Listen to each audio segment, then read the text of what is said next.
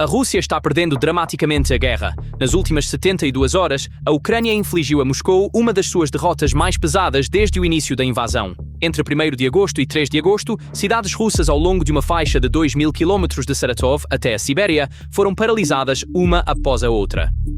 Refinarias pegaram fogo, uma base de bombardeiros estratégicos foi atingida, a espinha dorsal da rede logística foi quebrada, e o que é realmente impressionante é que alvos assimétricos e táticas engenhosas, não escritas em nenhum manual de guerra, deixaram um dos maiores sistemas de defesa aérea do mundo indefeso. Uma mulher russa filmando a fumaça negra cobrindo o céu diz uma única frase: "O céu está completamente coberto de fumaça."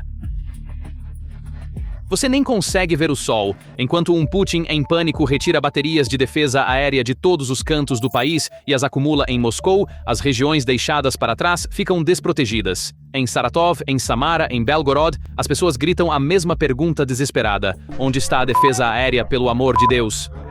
Mas aqui está a parte mais impressionante. Mesmo que o Kremlin tenha puxado todo o seu escudo para a capital, já não consegue proteger nem mesmo Moscou. Agora, vamos desvendar camada por camada o que esses 3 dias significam para a Rússia, como o Kremlin perdeu o controle e o equilíbrio mudou na frente invisível da guerra.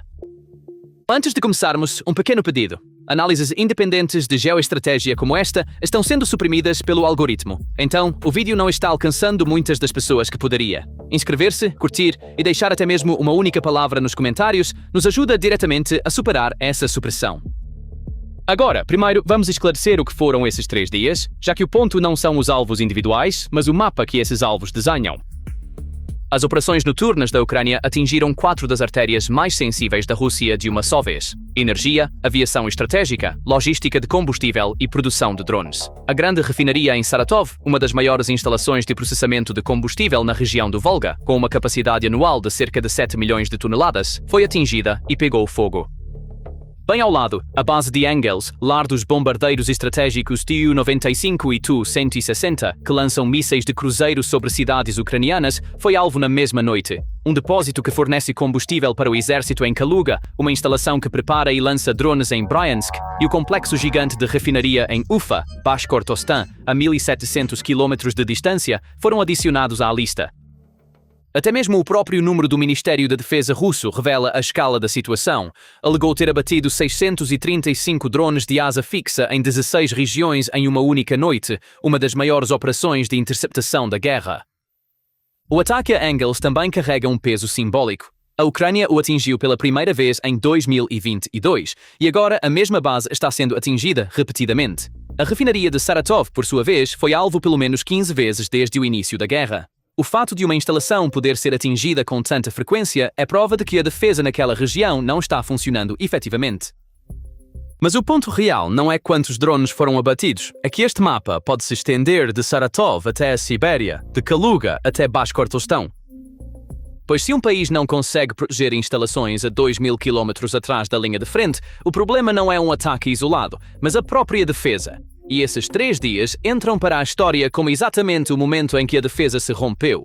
Talvez a imagem mais marcante desses 3 dias não tenha aparecido na linha de frente, mas no céu sobre as cidades russas.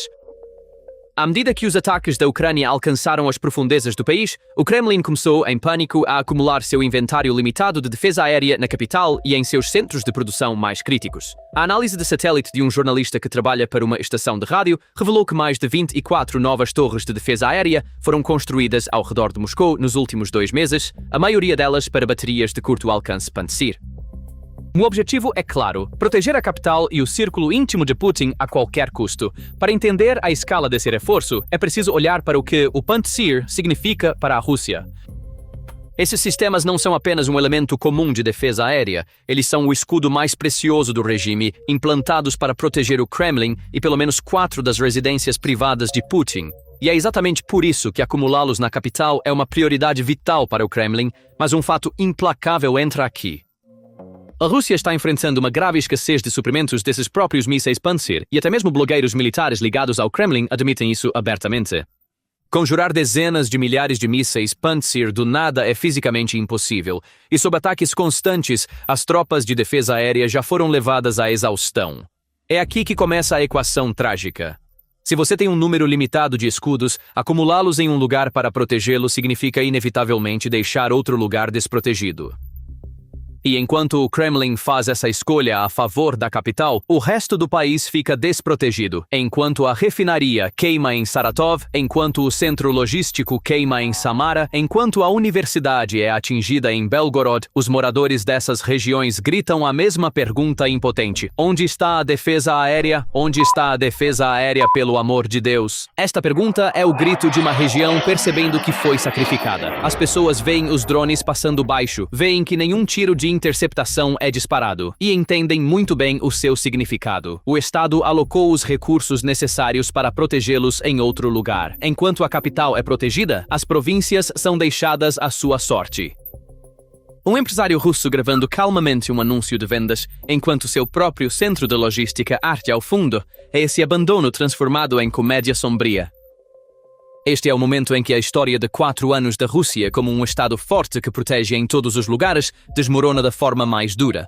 Pois a razão de ser de um Estado é, em sua essência, proteger seus próprios cidadãos. E as pessoas nessas regiões agora veem com seus próprios olhos que essa proteção não funciona mais para elas. Mas a parte mais contundente desta história é esta. Mesmo que o Kremlin despeje todos esses recursos na capital, nem Moscou está totalmente segura. Mapas de abrigos antiaéreos são distribuídos para os moscovitas, voos nos aeroportos são interrompidos várias vezes em uma única noite e imagens dramáticas de drones voando baixo também são registradas no céu da capital. Se até mesmo o escudo que foi acumulado pode ser perfurado, uma questão muito mais perturbadora permanece. Se o regime não consegue proteger totalmente nem mesmo a capital que defende reunindo todo o seu inventário, que esperança há para o resto do país? O quadro que emerge é o beco sem saída matemático de tentar defender uma geografia ilimitada com um inventário limitado. O vasto território da Rússia, um escudo de segurança há 4 anos, agora se transformou em uma superfície impossível de defender. Cada nova torre protege um lugar enquanto deixa 10 outros expostos. E o Kremlin, pela primeira vez desde o início da guerra, está preso nesse beco sem saída de forma tão aberta e tão desamparada. Não pode proteger totalmente nem a capital, nem as províncias, nem ambos ao mesmo tempo. Isso não é apenas um problema de logística militar, é a história de um poder aprendendo amargamente os limites do espaço que pode controlar. Para entender por que o escudo puxado para a capital deixou todo o resto desprotegido, é preciso ver que o problema não está apenas nos números, mas também no design. A arquitetura de defesa aérea da Rússia, de curto alcance Pantsir e Tor, de longo alcance S-300 e S-400, foi construída essencialmente para parar aeronaves e mísseis de cruzeiro, não enxames de drones lentos e baratos.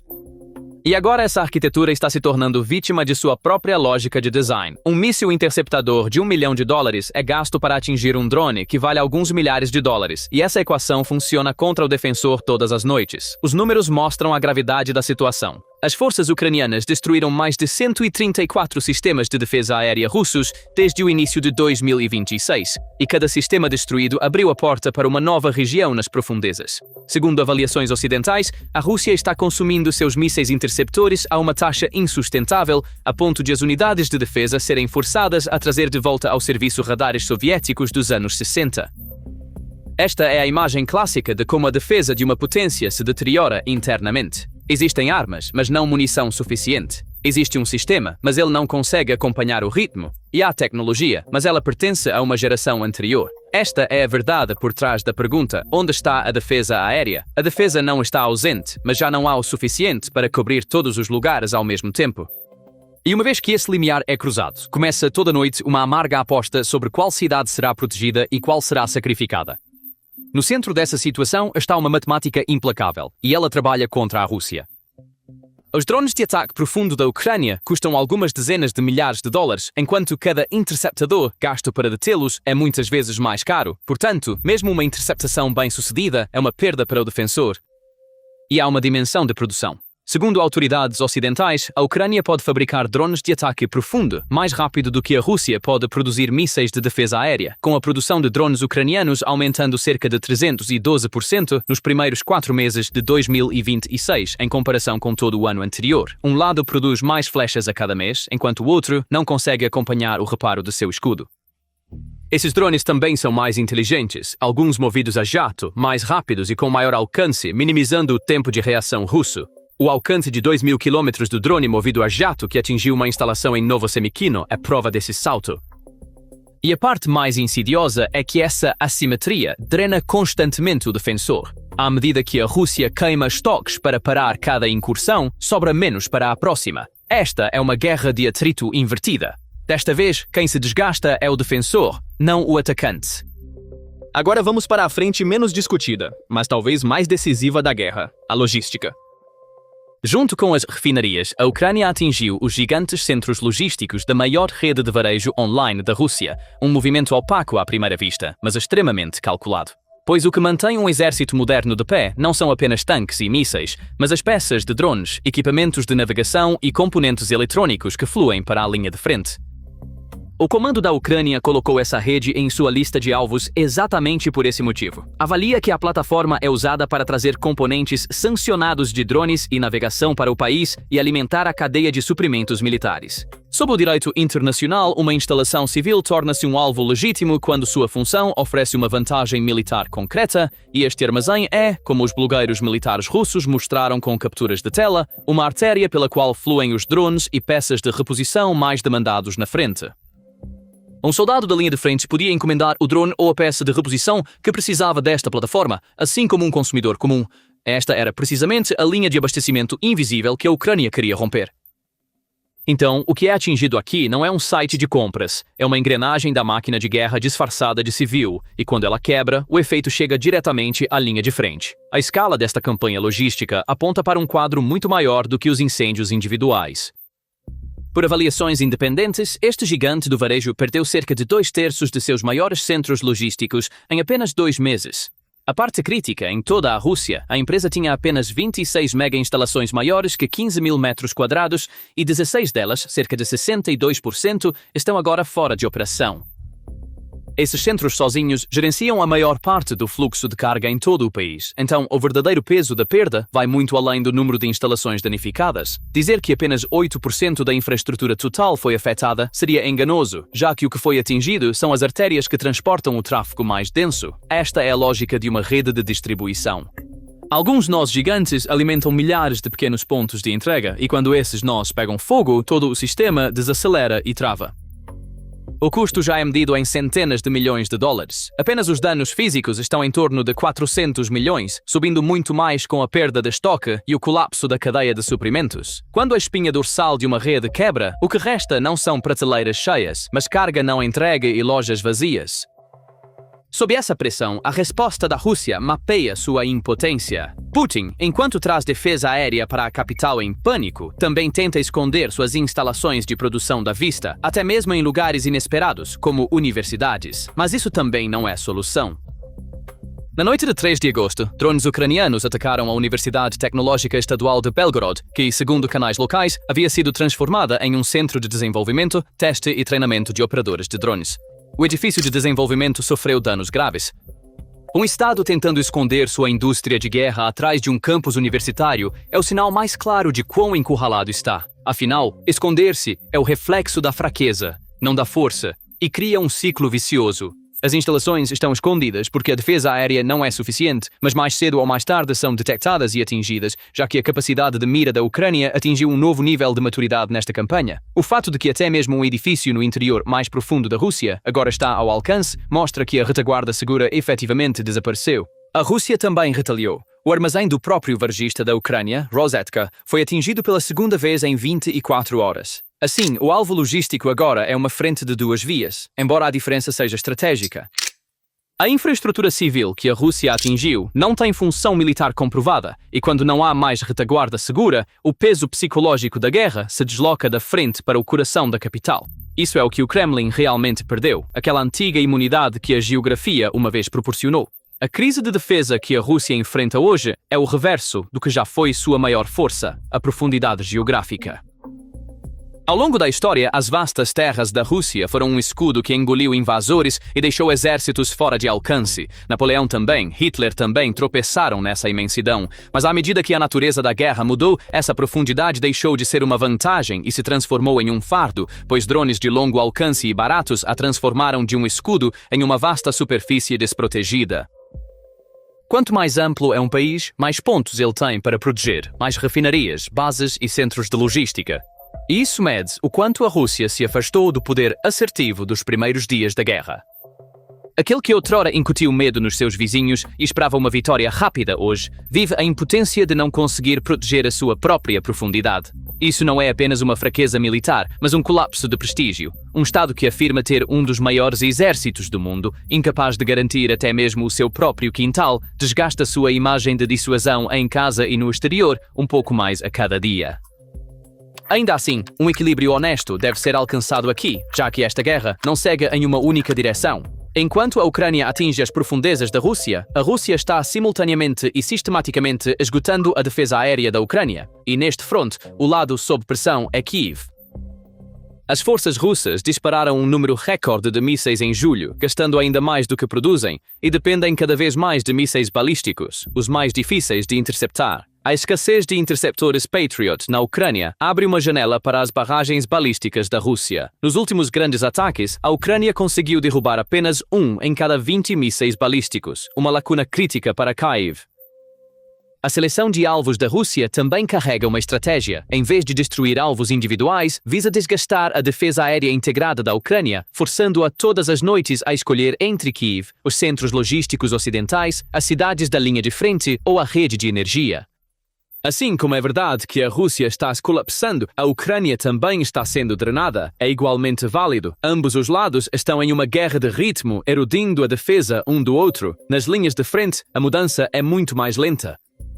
A Rússia está avançando, mas, segundo avaliações de especialistas, a passo de tartaruga, e o Kremlin exagera até mesmo seu próprio ritmo.